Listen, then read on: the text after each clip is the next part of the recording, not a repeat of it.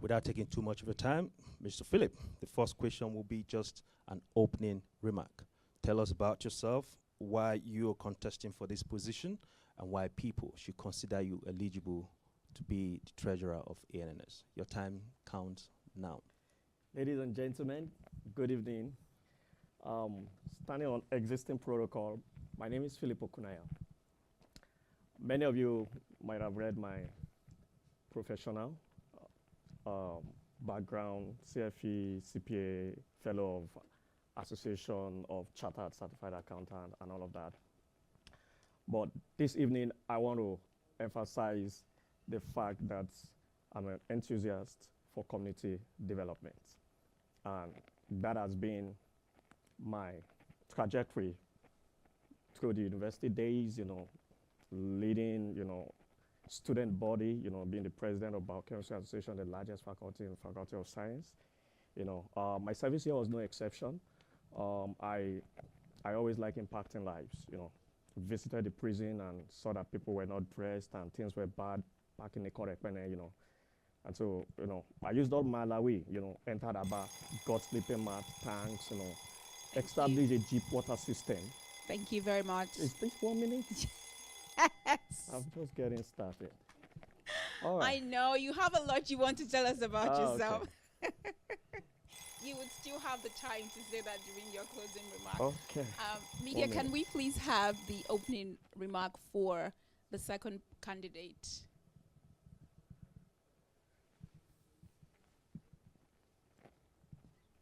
Hello, fellow Nigerians in Nova Scotia. My name is Ihani Voko. I've been nominated for the position of the treasurer of our great association. I'd like to use this opportunity to thank you all for the confidence you have in me, and I humbly accept to serve in this capacity. I'll bring with me my education in accounting, a master's degree in business management, all from the University of Nigeria in Nsukka, and also my work experience in finance, supply chain management, contracting, vendor procurement, and management from various global institutions. When elected and upon resumption, I'll focus on three main areas. One, ensuring statutory reports are produced as and when due and with proper details. Two, ensure that management of funds follow due process and approval processes. Three, ensure that vendor contracting follow open and transparent selection process. I look forward to you all participating on election day so that we can bring about the change we all desire. Thank you once again, and remember best. Thank you very much. So we would go straight into the questions we have for you for this evening. The first question is a twofold question, and it's how do you plan to ensure that the association's finances are managed responsibly and ethically? And can you share a time when you demonstrated financial integrity in your personal or professional life? So let me just attack it quickly. Since 2015, I've been volunteering for an NGO called Dream Rights. And I've been volunteering at the capacity of the finance director of that NGO. And it's always exciting because I'm always looking forward to the end of the year to prepare the financial statement, which is very detailed. One of the things that pinched me to come out was because I read the financial statement that was released and I was heartbroken. It was not signed. It was just assured Nigerians. Everything was empty. I was seeing sales revenue, inventory A, inventory B. It didn't speak well, for an association. So I wanted to add quality. Let us have an association, financial statement that is detailed. Everything detailed with financial notes. The financial statement of an NGO should not be like financial statement of a manufacturing companies and all of that. That detailed, that things that are expected and all of that. Beyond my role in the position of the treasurer, that is being the gatekeeper for the funds and ensuring that protocols are fulfilled, the bylaws is followed, approval and every other thing is in place. I'm looking at adding quality to the executive mix. My wife was saying, don't go. I said, there's a problem in this ANNS. Can't you see what is going on? And I think I have what it takes to stabilize things, right? So I want to add quality to the executive mix. At executive meetings, decisions will be taken, motions will be passed, they need to be still there, that would add quality. So that's why I'm sacrificing myself, I'm a busy man, but I know I have the capacity to just add that value. So I'm coming in that respect to, bring in systems and controls, so that those gaps that we experience in, the outgoing tenure are, further, bridged, and so that we'll have a very good association. So that at the end of the 2 years, when these incoming executives are handing over, those things we've been experiencing over the years will be, non-existent. Thank you. Thank you That very was much. right on time. Thank you. Before you take the second question, can you adjust the mic a little bit? Okay. There you Better? go. Better, yeah. Oh. Better. All right. So the second question is simple, straightforward. What steps will you take to ensure that our programs and events remain accessible to all members regardless of their financial circumstances? So that looks like a question for the president, but I'm going to still take it at the same time. So being a voting member of the executive and, being in executive meetings, or maybe I should just, let me double back within my two minutes. I'm not just appearing on this stage, right? Yeah, I'm not just appearing on this stage. I've always been with the association, right? I've always worked with the association since I landed April 2022. You see me volunteer for programs. You see me, wake up every morning. We are doing summer camping. We are doing barbecue, and all of that.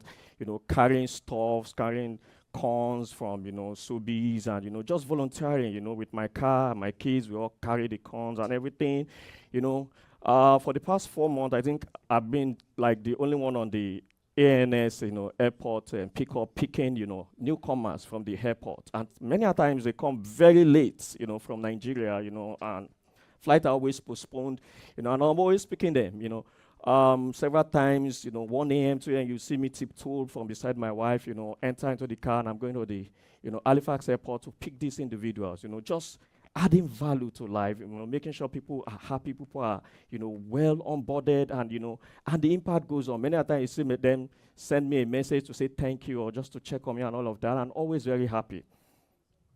Being a treasurer of the association, definitely we are taking this a step further. I'll be working with the president and every other executive people that are on board to make sure we're expanding this impact, working on what the existing executive have done, bringing new ideas.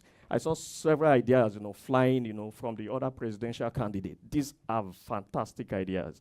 Whoever wins the presidency, we come in, we work together, and we make this happen. One thing that always pains me, is coming for meetings, and we only have like 20 people gathered, 25 people gathered, 30 minutes gathered. It's painful. As a member of the association, one of the duties is to turn up for the monthly meetings. There are several people, here today that are so passionate and speaking all around on social media, but these people were scarce, were found wanting in the past 2 years, and are just turning up today. If we all gather for executive meetings, we'll add in our intelligence, we add in all those beautiful English we are speaking on social media, and we'll move motions. Resolution will be passed, and we'll do something great together. It's 4 minutes, and I think I'll stop. 10 seconds, I'll stop here now. Thank you. Thank you very much, Philip. You're very disciplined with time, I must say. And that's a very good thing to note there. Hope other candidates are also they're watching and they're learning from them. Now, the third question from us here before we go online is simple also, like I said, not presidential. All right. It says, how do you plan to keep the community up to date or appraised of financial changes within the association? What are the strategies? How do you plan to keep the community appraised, informed about financial dealings within the association? So the role of the financial secretary, one, is to always give monthly and quarterly, financial report and to up to date, bringing the association up to speed. And even though that's not the role of the treasurer, but man, I'm going to work with that guy to make sure we're up to date. He won't sleep, And of course, I love the fact that he's also a banker. I think he's a very intelligent, smart guy. So it's going to be very easy, and I'm sure life will not be difficult, right? Working with him. So I'm also going to be adding my value to it to make sure that, okay, these are detailed enough. And, one important thing, I think someone even mentioned it at the last debate, is we don't, at every meetings, there is financial reports. we are up to date. So we are not even waiting till the end of the month to give, a detailed. We will do that at the end of each year, right? But each month we are presenting meetings. So it's a duty of every member of the association to always be at the meetings, because there they would see the statement. We won't stop there, definitely. We would also circulate it, to every member of the association. All right. I think you are being generous here with time, and we appreciate you for that. So we have questions that have come in online, and the first one, Onye, do you have them already? Yes. There are quite a number of questions online for you. So I think the first question is, what do you think about the current, I'm just going to merge two questions together because I think they're related. What do you think about the current financial state of ANNS? And what would you do as if you're elected as a treasurer to make sure that the ANNS programs are affordable for members? That's the first question. It was October last year, was in November, one of the general meetings, that I also asked a question, and I wanted to understand why I thought it would be heavily subsidized like the summer camp. And, for whatever reason, I think I've forgotten the response, but I think the feedback I got afterwards was that, it's heavily subsidized because there was a lot of contact. My kids were not privileged to attend it then because, and a lot of things are happening today, right? And we learn from the past, and the future can only get better. Thank God we have opportunity for grants to do programs. But when ANNS started, there was no grant, and people were doing stuffs. The executive were spending their own money. And probably I should take 1 minute to address that part, because it's relating to that question. The role of the executive, serving, should not be received as an opportunity to come and take advantage of, whatever, funds is in that office. No. People should know that people come in to serve, into capacity to lead, are selfless individuals, people that, are ready to spend their own money and be spent and spend their time. I don't know about that, but for me, the motivation is eternal rewards, not fame, not, just eternal rewards, seeing that you are impacting life and making life okay. So, twofold. If income comes through a lot of people paying their annual dues, then funds become available. I've seen lofty ideas like subsidizing stuff for people that are members of the association. I buy that 100%. I support it into two. Where there is grants available, which is part of what I said, then there should be a way of making it free. Or if it's not free, substantially, maybe a $1, a $2, just to commit people that, yes, they are doing stuff. But of course, things is going to get better. My time is up. Thank you. As a follow-up to that question, what, with specific examples, really, what controls will you put in place to implement and ensure that the disbursement and use of funds is not being misused? So, it's very critical to understand that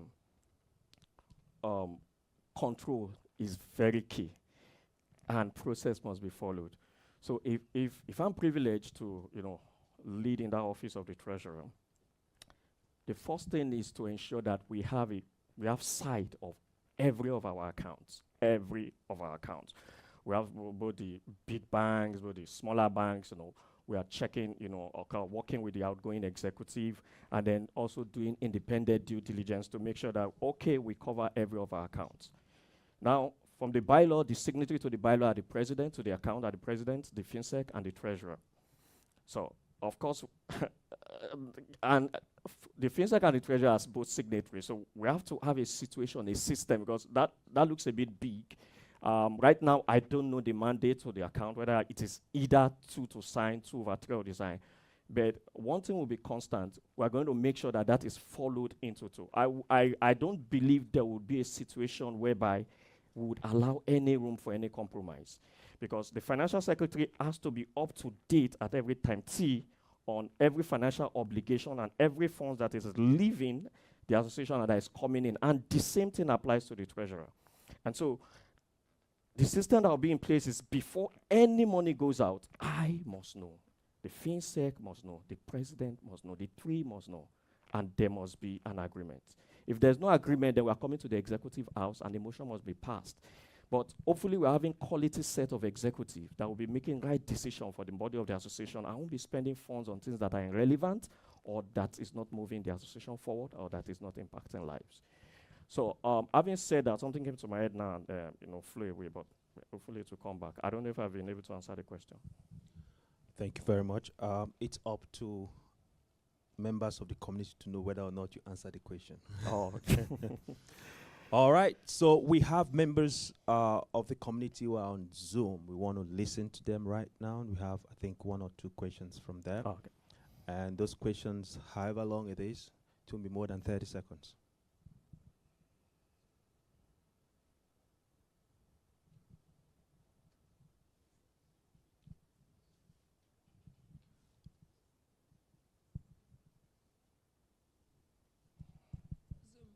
Zoom. Yeah.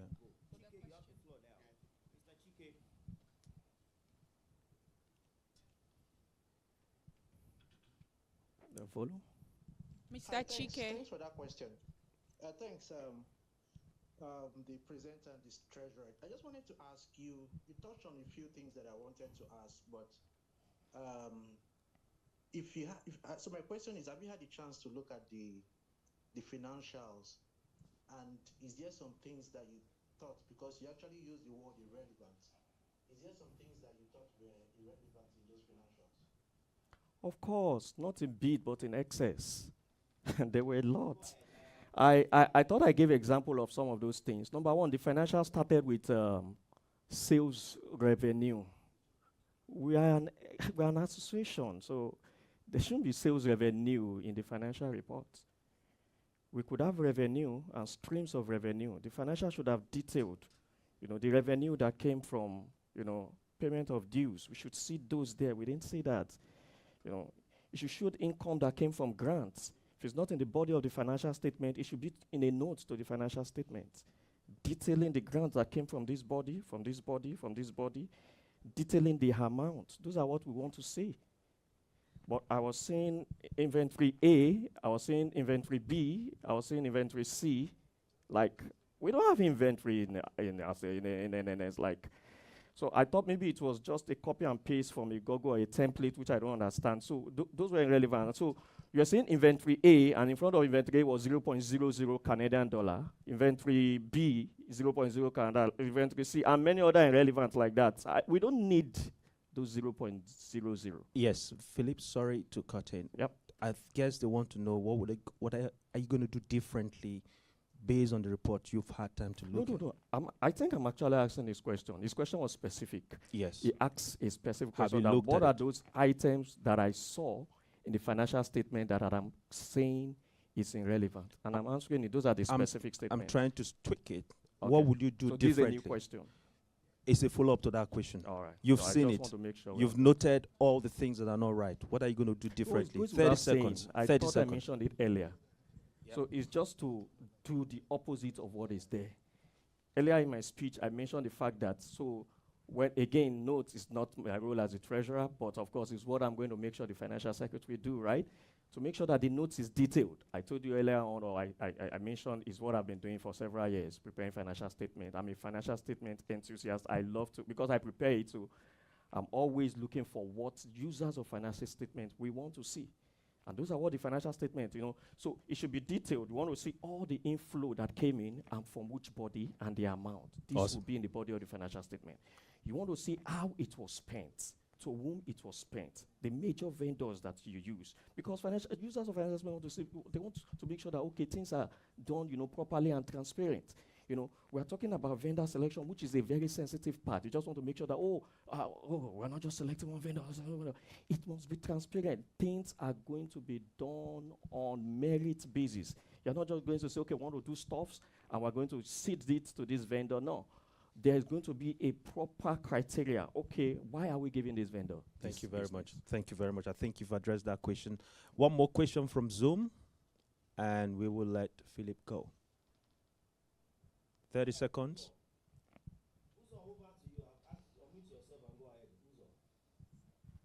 Thank you very much. My name is Ugochukwu Ezemanari. Thank you, the moderators, and thank you, candidates. Yes, you have spoken well, and my question is still following up on the financials.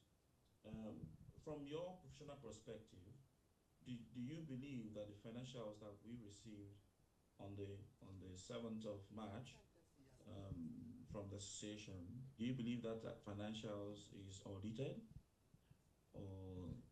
or not? Did you use the word audit? The second part of it. Was that audit? Is it an audited financials statement? From your personal perspective, that financial document that we received, is it an audited financial statement? And then secondly is, what do you think about the financial statement as a whole? Thank you. All right. Thank you very much, Ugochukwu. I think these questions have been addressed. Unless the part of whether or not you want him to confirm professionally if it was audited or not. Do you have an answer to that, Philip? Yeah, so one of the characteristics of an audited financial statement is you're going to see the signature and the name of the auditor that reviewed the financial statement. And the auditor is going to make a remark on that financial statement, whether it is prepared, true and fair, keeping it simple. On the statements you and I read, we didn't see that. We didn't see the signature of the auditor, whether it was signed. Apparently, an auditor couldn't have reviewed that because, that wasn't really good financial statement. So a yes or no, you think it was not audited? It's not an audited financial statement that was presented. All right, thank you very much. Yeah. So to this extent, I think you have answered all the questions from the moderators, from your members online, YouTube, as well as the Zoom. Thank you very much, Philip. You may come down. Thank you.